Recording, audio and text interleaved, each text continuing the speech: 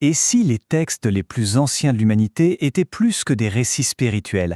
Et s'ils étaient en fait une sorte de feuille de route cosmique? C'est une théorie assez fascinante qu'on va explorer ensemble, l'idée d'un lien prophétique caché entre des symboles bibliques très connus et un événement astronomique qui pourrait, littéralement, changer notre ciel. Voilà la question qui est au cœur de tout. Une question un peu folle, il faut l'avouer. Est-ce que les textes sacrés pourraient contenir non seulement une histoire spirituelle, mais aussi un plan codé pour l'avenir de notre propre système solaire? C'est une idée audacieuse, alors accrochez-vous, le voyage va être pour le moins cosmique. Bon, pour pouvoir décrypter une théorie pareille, il faut d'abord avoir la clé du code. Et tout, absolument tout, repose sur deux symboles fondamentaux, la verge et le serpent. Une fois qu'on a bien saisi leur sens caché, eh bien toute la prophétie commence à prendre une forme beaucoup plus claire. Alors, premier symbole, la verge. Oublions tout de suite l'image du simple bâton de bois de Moïse. Dans cette interprétation, la verge c'est bien plus que ça. Elle symbolise la plume, la parole écrite, le livre lui-même. C'est une arme, si on veut, mais une arme qui ne frappe pas la pierre. Elle frappe les consciences avec la force de la vérité. Et c'est là que ça devient intéressant. La verge est jetée et elle se transforme en serpent. Ici, le serpent n'est pas du tout un symbole du mal. Au contraire, il représente le plan divin qui se déroule, le dessein qui était caché à l'intérieur de la parole.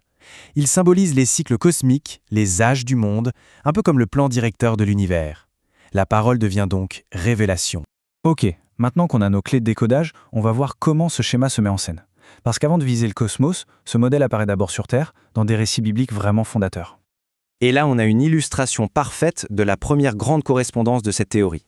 D'un côté, Moïse qui élève un serpent de bronze dans le désert pour guérir physiquement son peuple, et de l'autre, des siècles plus tard, Jésus qui explique qu'il doit être élevé de la même manière pour offrir cette fois une guérison spirituelle. C'est le même principe, mais avec deux manifestations différentes. Une vérité est élevée et le fait de la regarder, de la comprendre, apporte une forme de salut. Et le point qui est vraiment crucial ici, c'est que ce schéma n'est pas un cas isolé. Selon cette théorie, c'est un motif qui se répète, un véritable fil rouge qui est tissé à travers toutes les Écritures. Et tout ça annoncerait une prophétie d'une ampleur bien plus vaste. Cette chronologie, elle nous montre un peu comment le puzzle s'assemble. Tout commence avec la Genèse qui pose un cadre. Les 7 jours de la création sont vus comme 7 grandes ères. Ensuite, l'Exode nous donne nos symboles clés.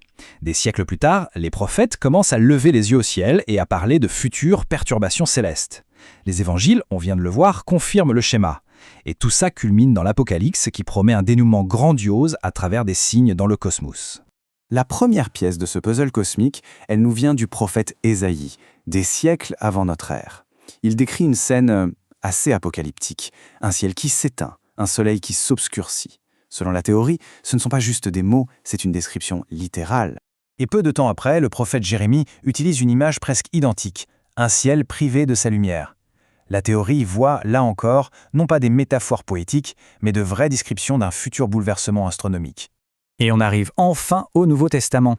Après les avertissements de chaos, d'obscurité, voilà la promesse d'un signe, un signe du Fils de l'homme qui doit apparaître dans le ciel pour que tout le monde puisse le voir. La grande question c'est, quel est ce signe final ? C'est précisément ici que tous les fils de l'histoire se rejoignent. Tous les symboles, de la verge de Moïse jusqu'aux cieux obscurs de Jérémie, tout ça convergerait vers un unique et spectaculaire événement final. Un signe cosmique visible par toute l'humanité. Et la voilà, l'affirmation centrale, le cœur de cette théorie. Le serpent élevé dans le désert, le Fils de l'homme élevé sur la croix, tout ça n'aurait été que des répétitions, des avant-premières sur Terre. L'acte final, l'élévation cosmique ultime, ce serait l'allumage de la planète Neptune qui deviendrait une nouvelle étoile, là, dans notre propre ciel.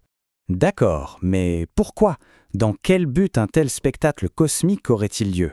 Eh bien, la théorie donne 4 raisons. Premièrement, pour valider la prophétie, pour que ce soit la preuve ultime qu'elle était vraie.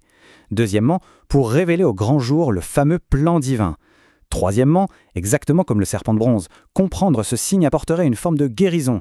Et enfin, ce serait le point final d'un grand cycle marquant la fin d'une ère et le début d'une nouvelle.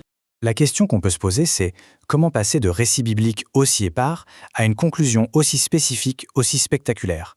La source de cette théorie propose qu'il existe une clé, un texte qui permettrait de réordonner toutes les pièces du puzzle.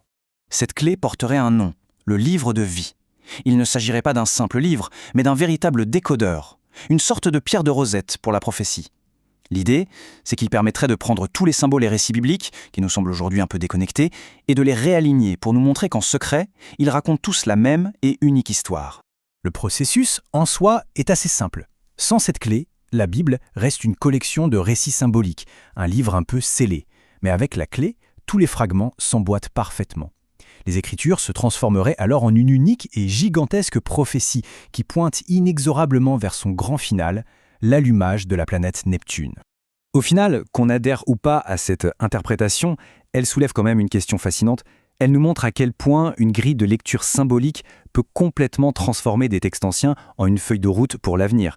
Et ça nous amène à nous interroger. Comment les symboles, qu'ils soient anciens ou modernes, structurent-ils notre propre vision de la réalité et de l'avenir ? C'est une question qui mérite vraiment qu'on y réfléchisse.